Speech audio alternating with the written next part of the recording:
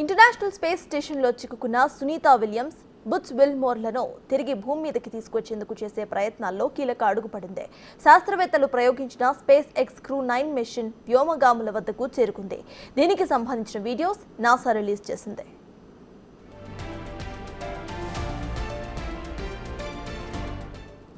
ఈ మిషన్ను సెప్టెంబర్ 28న రాత్రి 10:46 ఫ్లోరిడాలోని కేప్ కెనారవెల్లో ప్రయోగించగా ఆదివారం సాయంత్రం 5 గంటలకు ఇంటర్నేషనల్ స్పేస్ స్టేషన్ దగ్గరకు రాకెట్ చేరుకుంది.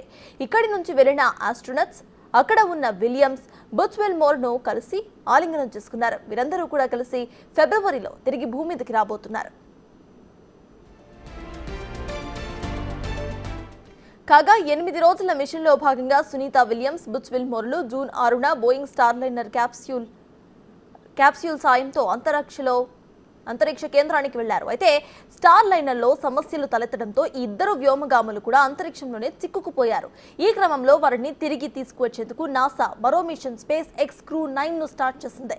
ఇందులో Nick Hague, Russian cosmonaut Alexander Gorbunov astronauts మాత్రమే వెళ్లారు. మిగిలిన 2 సీట్స్లో కూడా సునీత, విల్మోర్ల కోసం ఖాళీగా ఉంచారు.